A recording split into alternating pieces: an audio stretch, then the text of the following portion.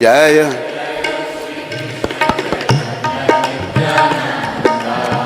जय द्वैत चंद्र जय गौर भक्त वृंदा।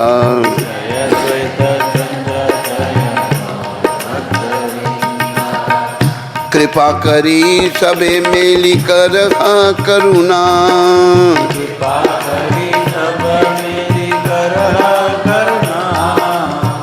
अधम पतिता जने ना करी घृणा।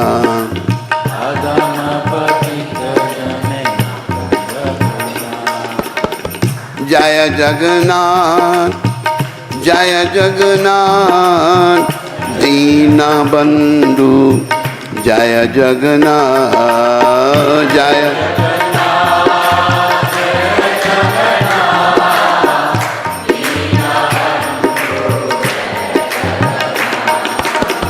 जय बलदेव जय बलदेव दया के सागर जय बलदेव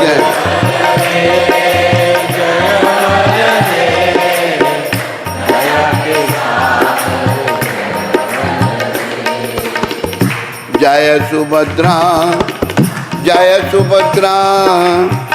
करुणामयी जय सुभद्रा जय सुभद्रा जय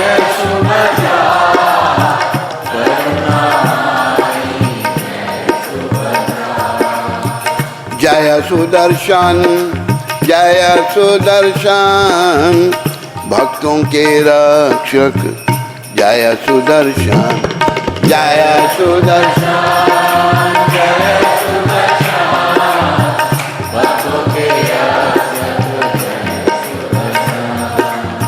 बोलो जगन्नाथ भगवान की, बोलो बलदेव भगवान की, बोलो जगन्नाथ भगवान के भक्तों की, बोलो सुभद्रा माता की, बोलो सुदर्शन चक्र जी महाराज की। आज बड़ी सुंदर कथा आ रही है। ये बड़ी प्रिय है मेरी कथा। एक माता की कथा है जगन्नाथ जी की, जो बहुत बड़ी भक्त हुई, माता कर्मा भाई उनका नाम। बोलो कर्मा भाई माता की।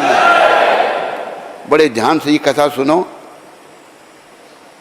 एक बार श्री क्षेत्र में एक भक्ता थी जिनका नाम करार देवी था।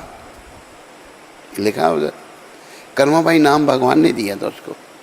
करार देवी नाम था उनका। वे धार्मिक नियमों तथा उनके परिणामों के विषय में कुछ भी नहीं जानती थी, किंतु गहन वात्सल्य एवं स्नेहवश वे नियमित रूप से प्रातःकाल खिचड़ी पकाती थी। भगवान के लिए खिचड़ी बनाती थी वो, तथा उसे भगवान जगन्नाथ को अर्पित करती थी। श्री जगन्नाथ स्वयं उनके घर आते और उनके द्वारा लगाए गए भोग को प्रेम सहित स्वीकार करते। ये थी, यानी कि अपने मूर्ति को या चित्र को साक्षात भगवान आके खिचड़ी खाते थे उसके हाथ से। कैसी माता होगी, कितना भाव होगा उसके हृदय में, ये ना विचार करो सारे। मंदिर का प्रसाद भी इतना स्वादिष्ट नहीं होता था जितनी करार देवी द्वारा भोग अर्पित की गई खिचड़ी। उसमें भाव, भगवान तो भाव के हैं, भूखे। याद रखो, जो लोग बड़े पैसे का अहंकार करते हैं ना, पैसियां वालेओ मान न करो नसीबांदा, पैसियां वालेओ मान न करो। रब जे मेहमा बने सदा गरीबांदा, रब जे मेहमा बने। जो पैसे का अभिमान है ना, इसको छोड़ दो। भगवान तो गरीबों के मेहमान बनते हैं, क्योंकि गरीब बेचारे भोग विलास से दूर रहकर भगवान का सिमरन करते हैं।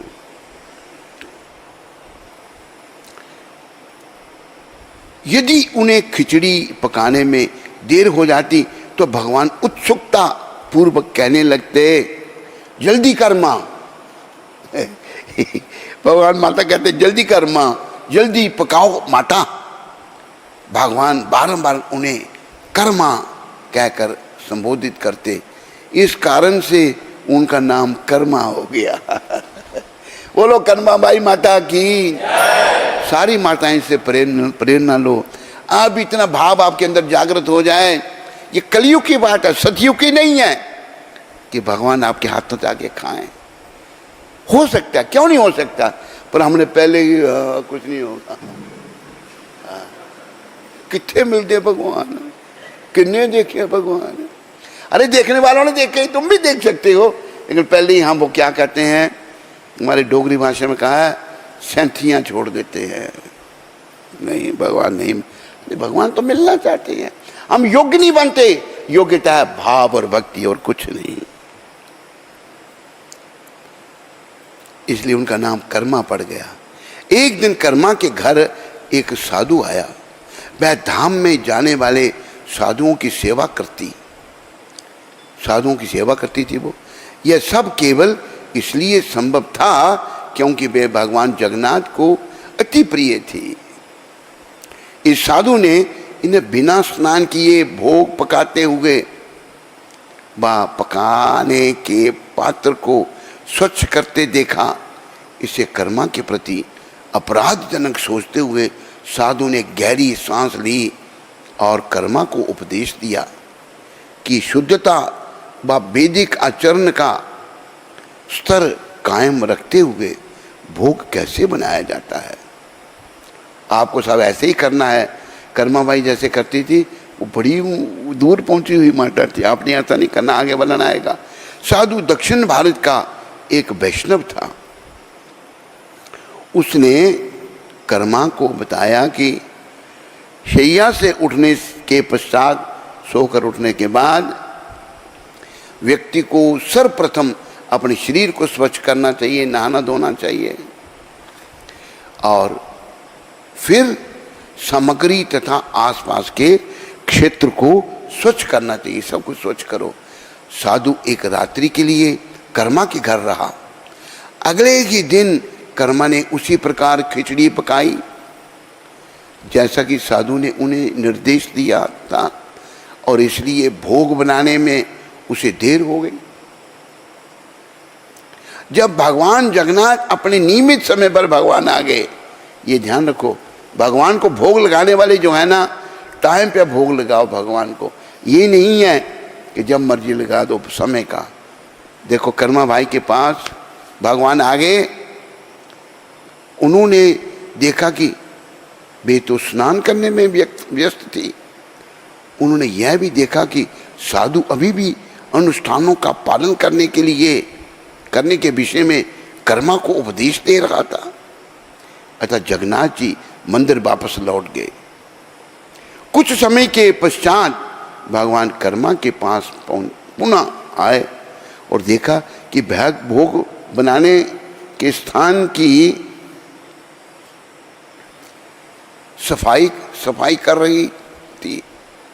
आपको ऐसे ही करना है, लेकिन आप जब बड़े भाव हो जाए फिर कुछ करने की जरूरत नहीं। भगवान पुनः मंदिर वापस लौट के आए। पुनः 1 घंटे के बाद पश्चात जगन्नाथ कर्मा के घर फिर आए। इस पर भगवान ने उन्हें पात्र को स्वच्छ करते देखा, बर्तन धो रही है वो। उन्होंने भोग पकाना प्रारंभ भी नहीं किया था। भगवान पुनः मंदिर वापस लौट गए और बाद में फिर कर्मा के घर लौट कर आए, और देखो कि उसने अभी खिचड़ी बनाना आरंभ भी किया है था। भगवान ने साधु को तिरछी नजर से देखा तथा वहां से चले गए। अंत में जब कुछ समय के पश्चात भगवान वापस कर्मा के घर आए, तब खिचड़ी तैयार थी, लेकिन उसे पकाने में इतना अधिक समय लग गया था कि भगवान उस साधु से अत्यंत क्रोधित हो गए। जगन्नाथ ने अत्यंत शीघ्रतापूर्वक खिचड़ी खाई, बड़ा लेट हो गया। उसी समय पुजारी ने मंदिर में भोग की घंटी को बजाना प्रारंभ कर दिया। अतः भगवान अपना मुख धोने से भी पहले ही वहां से चल दिए, मुंह नहीं धोया भगवान ने, तथा मंदिर में लौट आए और अपनी बेदी पर खड़े हो गए, जैसे बैठते हैं भगवान बेदी पर, सिंहासन पर। पुजारियों ने भगवान जगन्नाथ से कहा, जय जय प्रिय भगवान, कृपया हमें बताएं कि आपके मुख पर खिचड़ी क्यों लगी है, आपने खिचड़ी कहाँ खाई? प्रिय भगवान, कृपया हमारे समक्ष इस रहस्य को प्रकट कीजिए। श्री जगन्नाथ ने उत्तर दिया, एक भक्त है जिसका नाम कर्मा है, वह प्रत्येक सुबह मुझे खिचड़ी का भोग लगाती है। उसकी भक्ति में बंधा होने के कारण मैं प्रतिदिन, भक्ति से बनते हैं भगवान, सुनो शब्द, उसकी भक्ति में बंधा होने के कारण मैं प्रतिदिन उसके घर जाता हूँ और उसके द्वारा अर्पित भोग को स्वीकार करता हूँ। इस रहस्य को जाने बिना साधु ने दृढ़ नियमानुसार कर्मा को पूर्णता भिन्न व विपरीत रीति से कार्य करने का उपदेश दिया है। उसी के कारण आज खिचड़ी पकाने में कर्मा को इतना अधिक समय लग गया, अतः उस साधु ने अपराध किया है। बोलो जगन्नाथ भगवान की। भगवान की इच्छा को जानकर पुजारियों ने साधु को बुलाया, उससे सब कुछ कह दिया। तुम्हें कर्मा के पास जाना चाहिए और उससे बताना चाहिए कि वह अपनी सहज रूप से की जाने वाली भक्ति का पालन करते हुए खिचड़ी पकाए, यही आराधना का उच्चतम स्तर है। साधु कर्मा के घर गया। जब कर्मा के घर गया, साधु भयभीत हो गया, ये सोचते हुए कि भगवान उस पर क्रोधित होंगे। वह बहुत तेजी से चलकर कर्मा के घर पहुंचा, यह बताने के लिए कि उससे भूल हो गई है थी, उससे गलती हो गई थी। कर्मा उस साधु को अपने पास आते देखकर डर गई और सोचने लगी, ये भगवान पहली बार ये साधु आया था और मुझे इतना उपदेश दे गया, इस बार आकर वह मुझे पुनः उपदेश देगा। परंतु साधु ने उनसे कहा, हे कर्मा, शास्त्र के विधि विधान तो मुझ जैसे ब्राह्मण पर लागू होते हैं, परंतु वही नियम तुम्हारे जैसे भक्तों पर नहीं लागू होते। जिसने भगवान के प्रति शुद्ध प्रेम को प्राप्त कर लिया है, तुम्हें सहज भाव से आराधना करना जारी रखना चाहिए। पानी डाला करो उसमें। आराधना करना जारी रखना चाहिए। जैसे ही तुम मेरे निर्देश देने से पूर्व कर रही थी, कर्मा अत्यधिक प्रसन्न हुई और उन्होंने खिचड़ी प्रसाद का आनंद उठाने के लिए साधु को आमंत्रित किया। साधु ने कहा, तुम भगवान को भोजन खिलाती हो और संपूर्ण जगत इतना संतुष्ट हो जाता है। ऐसा कहकर साधु कर्मा के घर से चला गया। कर्मा माता ने कहा, भाई आज आप भी भोग यहाँ ही आरोगो। कहते हैं, तुम भगवान को प्रसन्न करो, भगवान प्रसन्न है तो सब प्रसन्न है। जब तक कर्मा जीवित रही, वे भगवान को खिचड़ी का भोग अर्पण करती रही। जिस दिन कर्मा ने शरीर त्यागा, भगवान अविरत विरह के आंसू बहाए। कर्मा ने जब शरीर छोड़ा, परमपिता जगन्नाथ भगवान रो रहे हैं। देखो कैसा भक्तों से प्रेम करते हैं। गहन दुख के कारण उन्होंने कोई भोग स्वीकार नहीं किया। भोग लगे उनको इतने, भगवान स्वीकार नहीं कर रहे। पुजारियों ने इस बात की जानकारी राजा को दी। राजा भगवान के पास गए और उनसे पूछा, हे मेरे स्वामी, आप आज चिंतित क्यों हैं? आप आज कोई भी भोग स्वीकार क्यों नहीं कर रहे हैं? पहले तो भगवान कुछ बोल नहीं पाए, वे दिल खोलकर रोते रहे। भगवान रो रहे हैं। बारंबार पूछने पर अंत में उन्होंने रोते रोते कहा, आज मेरी माँ चली गई। देखो भगवान कितने दयालु हैं। कर्मा को उन्होंने अपनी माँ बनाया था। बोलो मोर मुकुट बंसी वाले की, बोलो जगन्नाथ भगवान की। अब मेरे साथ, अब वे मेरे साथ नहीं है, मुझे खिचड़ी कौन खिलाएगा। देखो ये है भगवान का प्रेम। बस भगवान तो प्रेम के भूखे हैं। शब्द कहे हैं राम ही केवल प्रेम प्यारा, राम ही के जान लई सो जानन हार, जान लई। देखो भगवान को केवल प्रेम प्यारा और कुछ प्यारा नहीं उनको। आप कहो कि हम पैसे देके उनको खुश करेंगे, ठीक है, उनकी सेवा को लगाओगे पुण्य मिलेगा, लेकिन भगवान तो प्रेम से खुश होते हैं। राजा ने कहा आपने उन्हें धाम में क्यों भेजा। भगवान ने जवाब दिया मैं अपने भक्तों को लंबे समय तक इस